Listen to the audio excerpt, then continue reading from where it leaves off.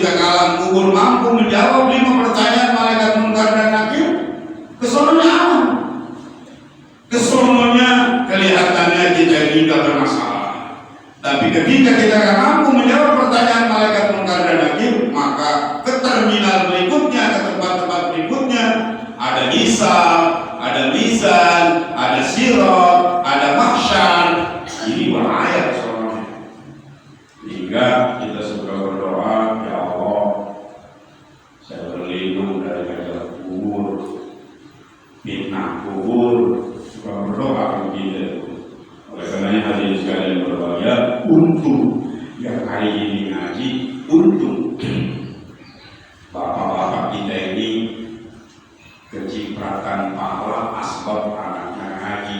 Sebelum anak melakukan kebaikan, pahalanya sudah ditransfer ke orang tua.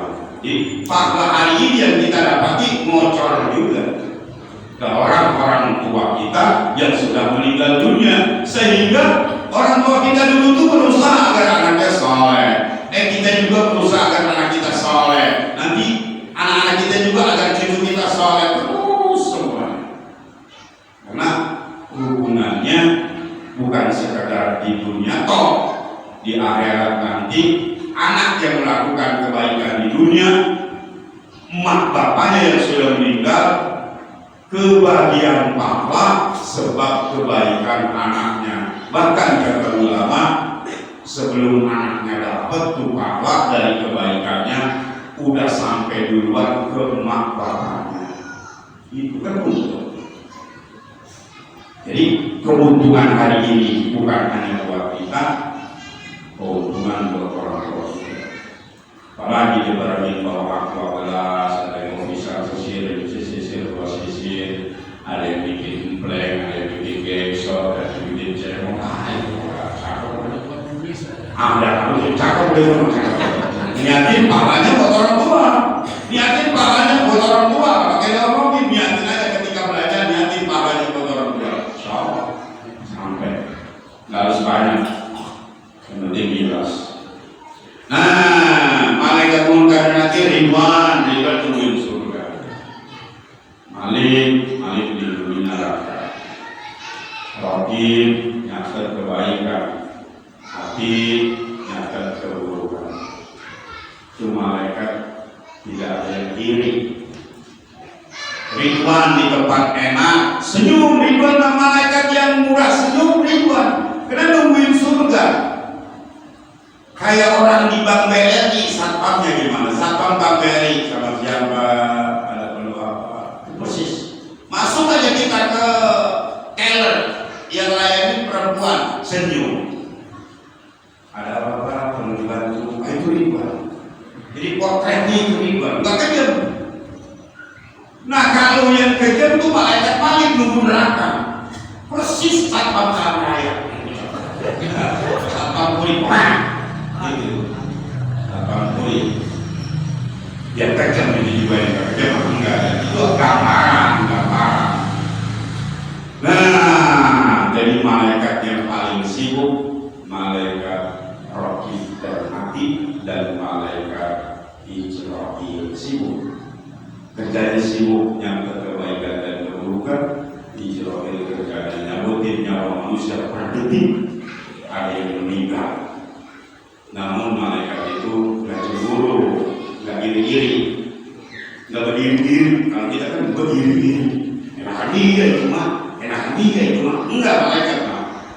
Sebab malaikat malah ya sudah Allah ma'aruhum wa yaf'aluna ma yu'marun. Malaikat tidak pernah maksiat kepada Allah. Malaikat itu menjalankan perintah sesuai dengan perintah Allah.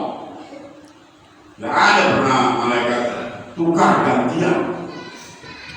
Malik ganti sama Ridwan, Malik ganti yuk sama tempat saya ini, saya di surga rasanya kurang enak juga kok sekali-kali ke dunia neraka.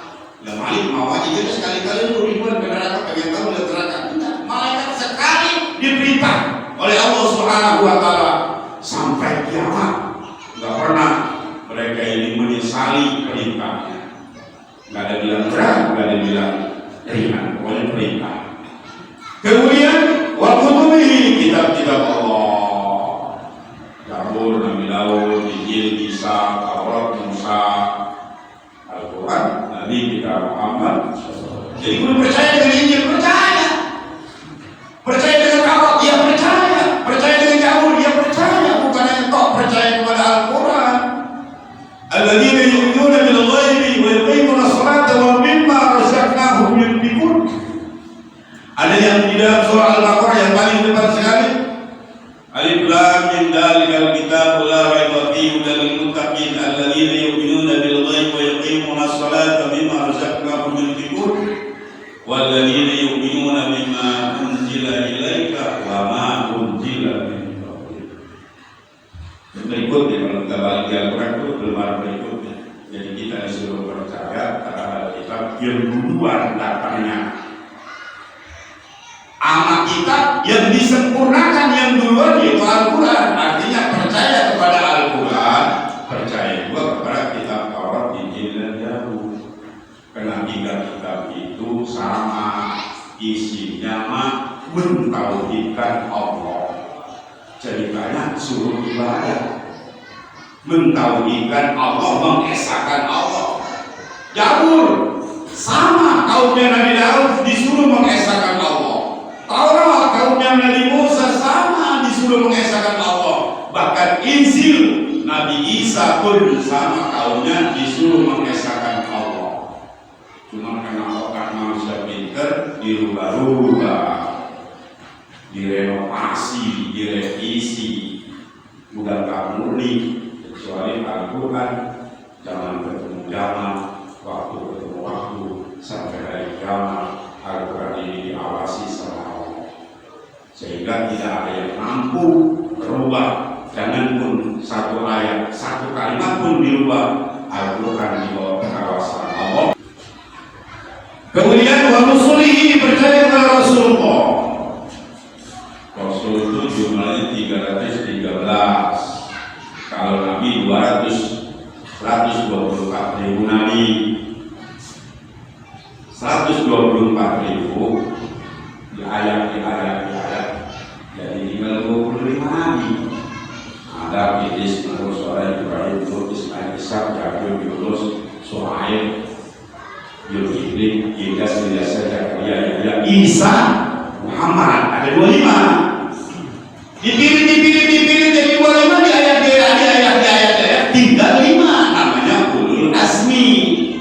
Ada tinggal 5 orang lagi ke Rasul, orang-orang atau nabi-nabi yang mendapat kehebatan yang luar biasa, mendapat ujian namun mampu dilewati dengan kesabaran. Tinggal 5, Nabi Nuh, Nabi Isa, Musa, Ibrahim, Muhammad.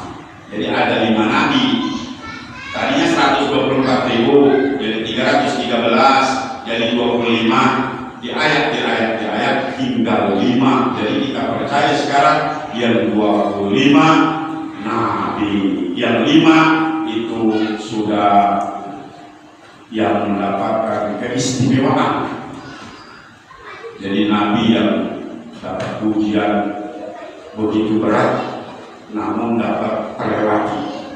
Nabi Nuh, Nabi Isa, Nabi Musa, Nabi Ibrahim, Nabi kita. 5 nabi yang begitu dahsyat mendapatkan ujian dari Allah namun dapat dilewati dengan kesabaran. Bukan nabi yang lain gak dapat musibah, gak dapat ujian, tetap dapat, cuma kecil ujiannya. Yang 5 tadi mendapat ujian begitu besar.